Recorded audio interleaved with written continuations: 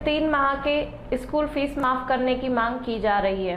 Lockdown के कारण व्यापारियों, कारोबारियों सब पर इसका बड़ा प्रभाव पड़ा है, जिसके कारण बहुत से अभिभावक बच्चों की फीस जमा करने में असमर्थ महसूस कर रहे हैं। अवध व्यापार मंडल के पदाधिकारियों ने फीस माफी के लिए सरकार से गुहार लगाई है और अपने विचार भी दिए। अशोक कुमार, लखनऊ, समाचार 24। मैं प्रशांत शुक्ला, पूर्व छात्र नेता, DAV PG कॉलेज। लॉकडाउन के दौरान आपने देखा कि बहुत सारी समस्याएं आमजन तक आई, जिसमें लोग अपने घरों से बाहर नहीं निकल पाए, वो कमा नहीं पाए, है ना।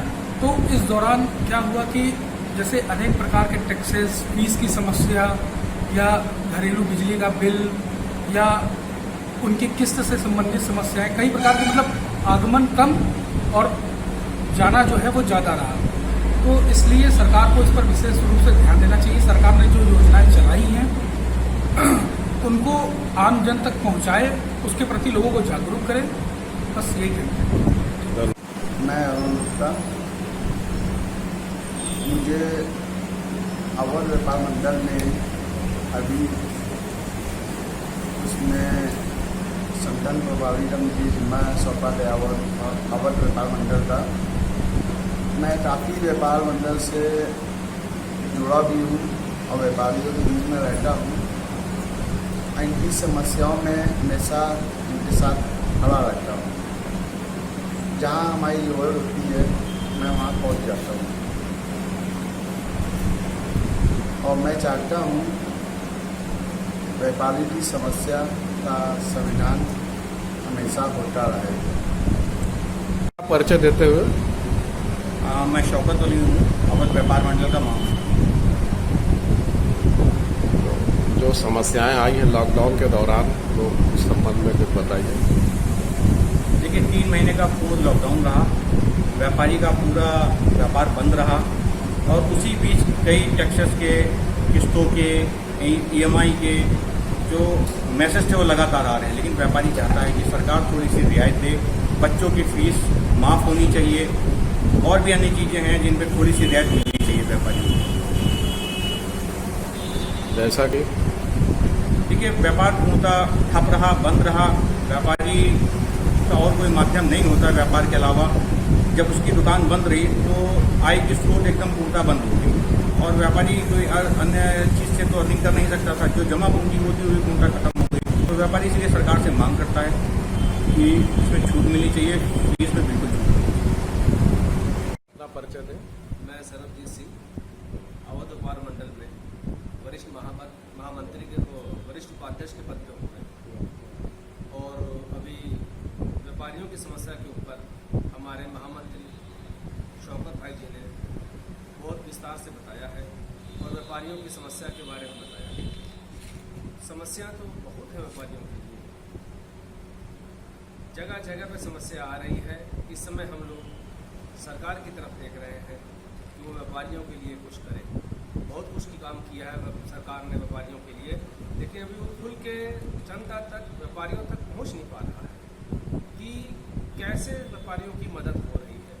अगर ये हम लोग को जानकारी होगी तो हम लोग पदाधिकारी होने के कारण और व्यापारियों के अंदर हौसला और आत्मविश्वास जगा सकते हैं कि जिससे वो खड़े हों, पुनः व्यापार को खड़ा करें और अपने जीविका अर्जन कर सकें।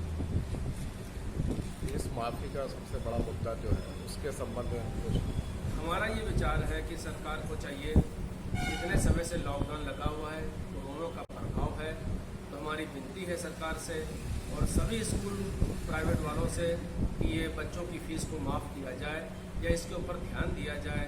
क्योंकि अब हम सब जानते हैं कि व्यापार चल नहीं रहा है, इनकम हो नहीं पा रही है, कि कैसे क्या किया जाए वो समझ नहीं आ रहा है। ये बहुत बड़ा हम लोग के लिए और जनता के लिए एक योगदान होगा सरकार का और प्राइवेट स्कूल वालों का, अगर वो फीस माफ़ करते हैं। अगर नहीं लिखते हैं तो हम लोग को बहुत बड़ा सहयोग होगा। इसको इनको करना चाहिए, इस पर विशेष ध्यान देना चाहिए। परिचय देते हुए। नहीं, आप सवाल पूछेंगे? आप जी, आप पूछिए, जो आप पूछें उससे जवाब दूंगा। इस समय कोरोना महामारी के दौरान काफ़ी लोग आर्थिक स्थिति से, कारोबार से सब तरह से ठप हो चुके हैं और सबसे बड़ा मुद्दा जो है वो है लोगों की फीस का। उस पर आप अपने कुछ विचार। कोरोना वायरस से हमने centre for monitoring of Indian economy का डेटा देखा था, जिसमें लगभग 14 करोड़ लोग अनएम्प्लॉयड हुए थे। उसके बाद जो डेटा आया, शहरों में जो सेल्फ एम्प्लॉयड लोग थे, उसका एस्टिमेट था कि लगभग 1 से 3 करोड़ लोग उसमें अनएम्प्लॉयड होंगे। आज जब हर तरफ बुरी तरह से आदमी परेशान है, नौकरियां जा रही हैं, उस दौरान में सरकार नए नए टैक्स लगाई जा रही है। और कोरोना की जहां तक बात है, जो सरकार को तैयारी करनी चाहिए थी, जब पैंडेमिक डिक्लेयर कर दिया था WHO ने, उसके बाद भी भारत सरकार ने डिक्लेयर किया कि 13 मार्च को उन्होंने बयान दिया कि कोई किसी तरीके का कोई खतरा नहीं। उत्तर प्रदेश के माननीय मुख्यमंत्री जी ने बताया कि योग करने से सभी कुछ ठीक हो जाता है। तो हमने, ये लोग न सीरियसली इसको लिया, इन्होंने न सरकार ने तैयारी की, न PPE किट्स की तैयारी की, न मास्क की तैयारी की, न सैनिटाइजर्स की तैयारी की, न हॉस्पिटल बेड्स की तैयारी की, न आइसोलेशन सेंटर्स की तैयारी की, न क्वारंटाइन्स की तैयारी की, न कॉन्टैक्ट ट्रेसिंग की तैयारी की, न उसकी ड्रग्स, मेडिसिन और उसके जो अरेंजमेंट्स थे उसकी तैयारी की, न बेड्स बनाए, न ऑक्सीजन का और वेंटिलेटर्स का इंतजाम किया। हर फ्रंट पे पूरी तरीके से उत्तर प्रदेश की भारतीय जनता पार्टी की सरकार फेल हुई है।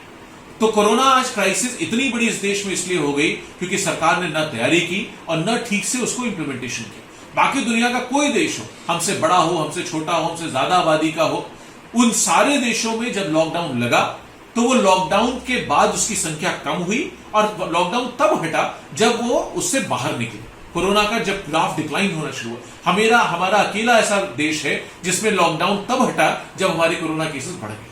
जुलाई में आज उतने केसेस आ गए जितने उससे पहले कभी नहीं आए थे, उसके कई गुना केसेस आए।